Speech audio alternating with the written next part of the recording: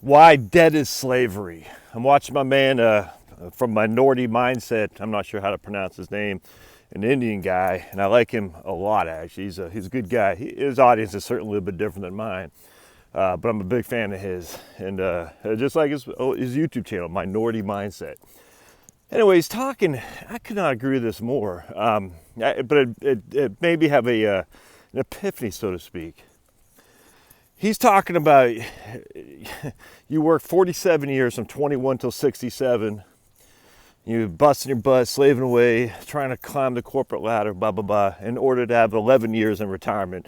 He's using 78 as life expectancy. I challenge that, but be it as it may, I think it's a good starting point. And man, and the reason you're doing that is because you're sitting there, I gotta work, so I can retire. But it's more than that. It's I gotta work, so I can pay my bills. Bill number one, of course, is your debt. And I have this guy who I used to work with in my back of my mind, a good guy, and I won't obviously name him or anything or even insinuate who he is, but nice guy. And I'm just, he's got a nice house, car, a whole thing. He's got a good life, but he hates his job. And yet he's grinding, and it's just like whenever layoffs are thought about, he's worried, crapless. He's like, will they get me? And I'm like, that is just, man, I was there. I know what it's like. It's slavery. You're sitting there thinking, I'm living good as long as this company retains me. And I will do whatever my corporate masters say in order to be retained. The reason I do that is because I have all this debt. Oh, there goes Pablo. Well, this time I start a video, he starts pooping. All right, good boy. I'm not going to show it to you this time because I've done that before. Oh, that's a... Whoa, Pablo is not playing here. Wow. For a 14, or I guess a 12-pound dog, he just dropped about 5 pounds of manure, of compost. All right, let me pick that up. Oh, there you go. Anyway, I was there. Hold on just a second. I got to get this organized. I'm now starting to take Pablo for this walk in the neighborhood across the street. It's actually good for me to walk. Did I tell you, by the way, I went to my Dr. Pennington yesterday. I don't need physical therapy anymore. He says, wait about 3 more months. You can start doing push-ups and pull-ups. Use 10-pound, maybe 15-pound dumbbells. But the minute you start feeling pain, stop. And I said, okay, doc. So I'm stoked. No more physical therapy. I got an I graduated physical therapy t-shirt from old Rachel. The lady who whipped me into shape, so to speak. And Dr. Pennington gave me his, he's like, you're good to go. He came in and said, all right, so you're ready for another 6 months of physical therapy. And he must have saw my face drop. I was like, oh, he goes, I'm just joking you. I was like, oh, thank God. Because, man, as much as I'm glad I went to physical therapy, I hated it. It's such a pain. I don't hate it, like, it's just a pain. I have to go. All right, so let's go back to this guy. And me too. Whenever corporate layoffs would come, or whenever corporate thoughts, you're like, we got a new leader, we got this, you're like, is it me on the chopping block? Is it me? And you're sitting there thinking, dude, you're making $150,000 a year. You know what I'm saying? Like, the problem is that life is good, you think, as long as you're making that kind of money. But the minute something goes, a different boss, they're outsourcing to India, they're doing this, they're doing that, and you're worried about being on the chopping block, that's not freedom, man. That's not freedom. And I was there. I'll never forget. I'll never, ever, ever forget. So I'm up in Portsmouth, New Hampshire, working this firm. And the lady was nice, but she was just my boss. She owned the firm. I didn't see eye to eye on her with everything, but it's her firm. So I could pitch it. That's fine. And her clients were freaking awesome. It was a good firm. It was a good place. But she was just very moody, up and down. And to the point, it drove me crazy. But she was giving me, she paid me well. And I liked it up there, to be honest with you. And I was like, I remember driving home, and I was like telling, because I used to fly up there 2 weeks a month. And I was talking to my brother. I was on 95 going to Boston Logan Airport, saying, man, this lady and I had a good meeting with a client, and we landed the business, and it was good. And I felt good. I was like, yeah, when we're on, we're a good team. But then I just remember, and I'll never forget this. I told my brother, yeah, I'm moving up here, man. We got a good team here. Things are going good. I like it. Anyway, next time I went there, he's like, oh, that's great. And so I started making plans. I talked to a realtor. And it's only 2 years ago, 2 years or something like that. Anyway, it was December 2 years ago, 2017. Yeah, driving home. It was driving in December 2017. I'll never forget driving down Boston. Logan told my brothers, yeah, it's good. I'm moving up here. So the next time I get up there, I forgot what happened, but I think I took Maddie. I had to postpone going up there for like 2 days or something like that. And because I had to take Maddie to a college event. I think it was in South Carolina or something like that. I can't remember. We were looking at schools. And we went to, maybe, I forgot where we looked, but we were looking at, I almost want to say, it wasn't Clemson though. I can't remember, but I had to take her someplace to do this tour. Maybe it was just UGA. And so I was off. I had to delay my going back by 2 days to go up there, which meant I wasn't going to be in an appointment we had settled. And I said, look, I got to, frankly, it wasn't a big deal from my perspective. I said, look, we got a sudden thing for Maddie. It wasn't that sudden. It was I gave her a couple days advance. So I won't be up there until Friday or Wednesday as opposed to Monday or Tuesday. I forgot what it was. But we had an appointment scheduled for some clients on Wednesday. And I wasn't going to be able to be there, so I could be on the phone. That's fine. And long story short, so that seemed no big deal. We're on the phone, did good work for the client. I get up there 2 days later, and she was pissed that I missed the appointment. I was like, I didn't miss the appointment. She goes, well, you're supposed to be here in person. I said, oh, okay. But I'll never forget the moodiness. It was weird. And so I sat there, I said, and I remember thinking to my wife, I said, I don't think we haven't committed, have we? Because I said, this isn't going to work, man. There's way too many ups and downs. I can't take it. And look, I'm kind of a moody guy too. I won't say I'm moody. I'm a happy guy, happy-go-lucky. But I just can't deal with that kind of up and down. Well, anyway, so this time I'm driving down, and I said, I'm not going back. I'm quitting because I can't take that. I just can't. But I remember being so scared. Like I have this mortgage, I have this debt. Thankfully, I had enough in my 401k that I could live on for at least 2 years or so. So I felt good enough that I had enough saved that I could live on. And I said, look, worst case scenario is I don't make any money for 2 years. That's not going to happen. Charlotte, she can find a job she needs to. There are jobs. I mean, I could work in a bank or something like that. Hell, I don't mind going back and digging ditches. That's what I got to do. But I said, I just can't go back to that place. And it was scary. It was scary. I'll never, because I was making good money. I didn't have to work that hard. I was just, what I'm saying? Like when I said I don't have to work that hard, I wasn't in the infantry, digging ditches and all that stuff. And so because of that, I was like, all right, let's do this and see how it shakes out. But the reason for that was because I was forced.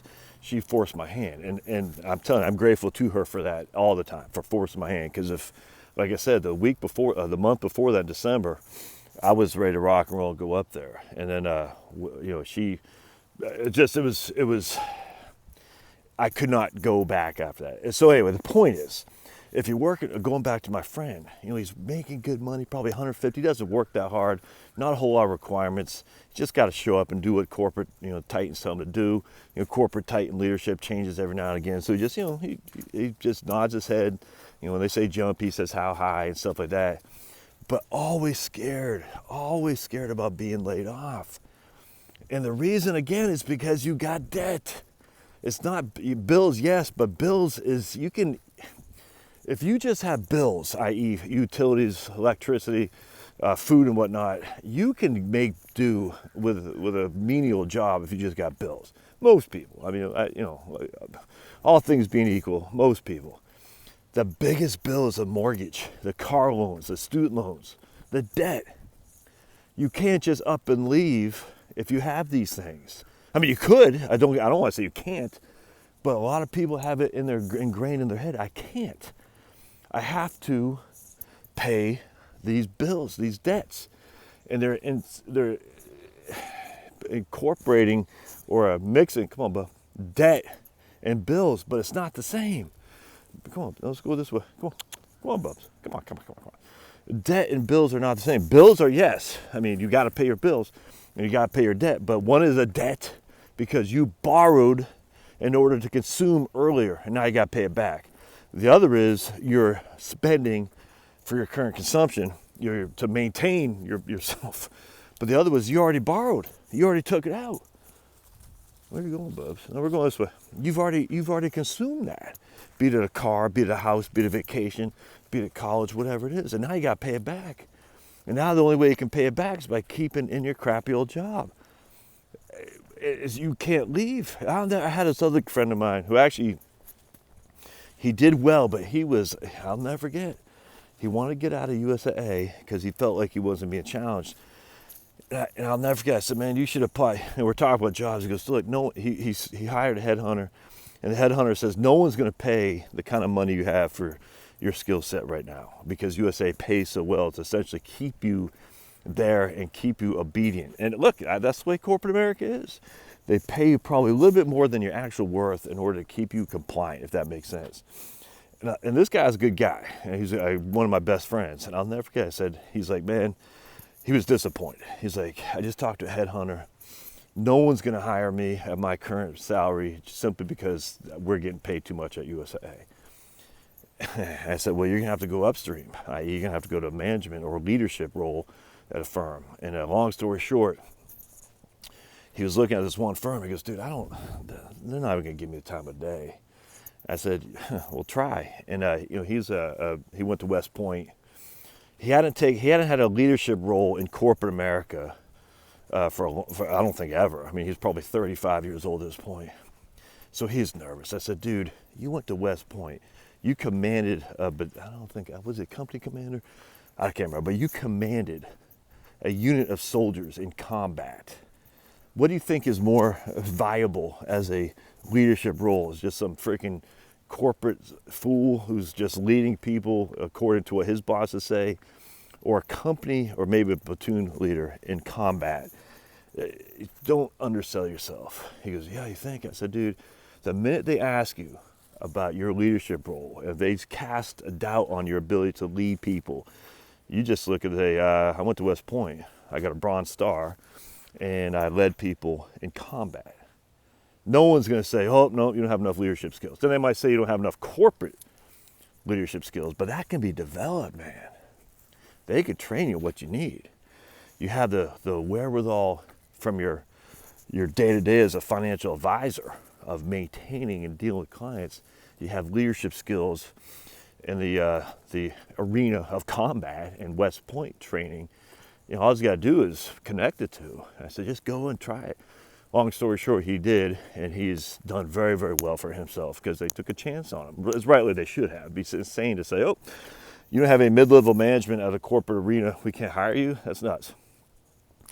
So he stepped up his game, and he was able to leave. And I'll never forget that. He's like, oh, man, I remember we're sitting there talking. Come on, bud.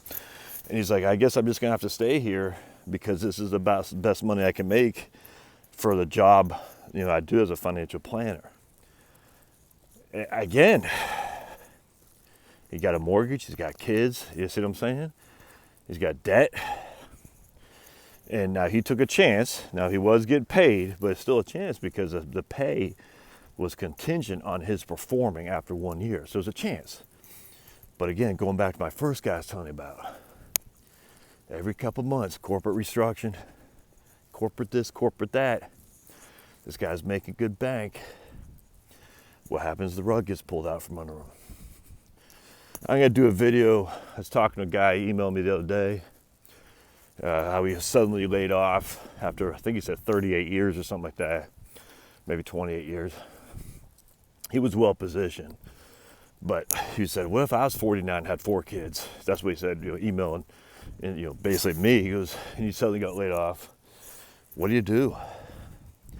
So I'm going to do a video on what do you do if you get laid off? But going back to my man at Minority Mindset, the issue is if you're slaving away, making good money at some corporate gig, year after year after year, just so you can stay above, keep your head above water in order that you can pay off the debt that you've accumulated, that is not freedom, man. That's not. So the point about this whole video is to change the mindset. And like my man, minority mindset. It's not minority like skin color.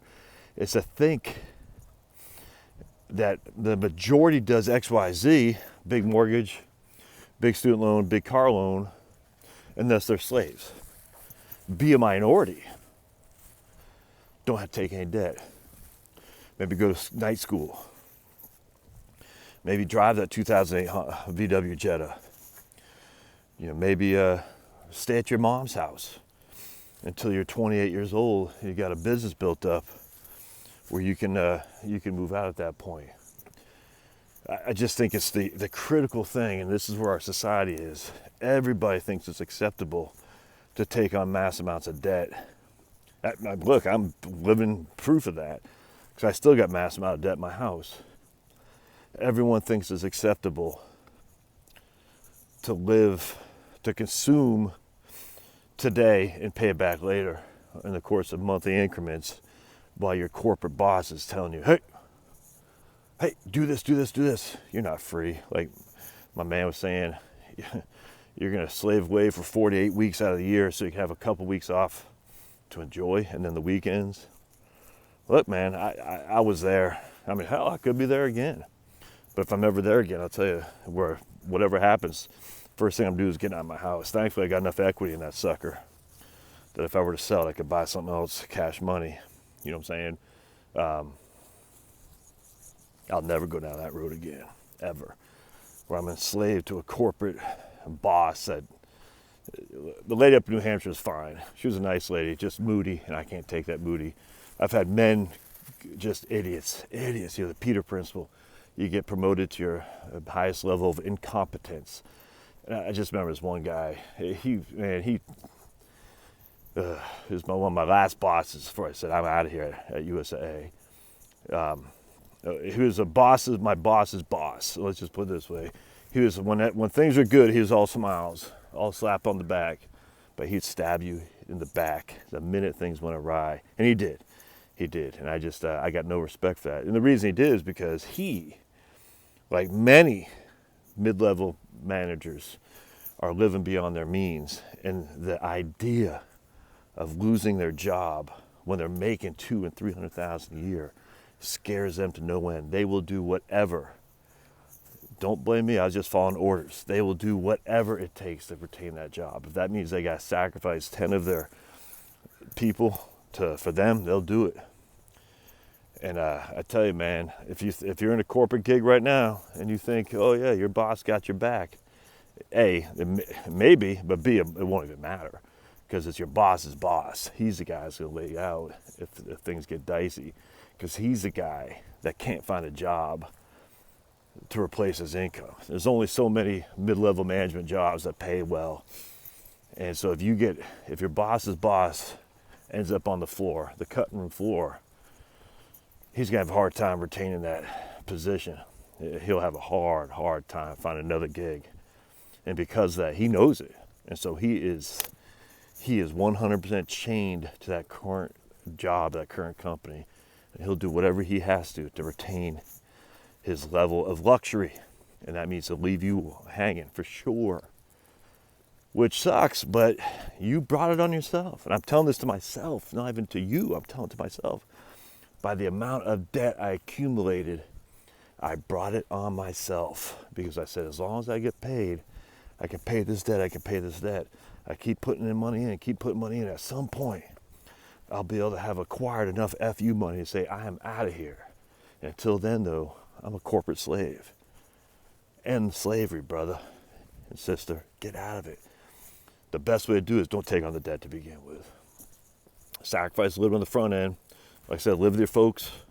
Go to night school, whatever. Sacrifice a little on the front end in order for you to not be a slave for the long run.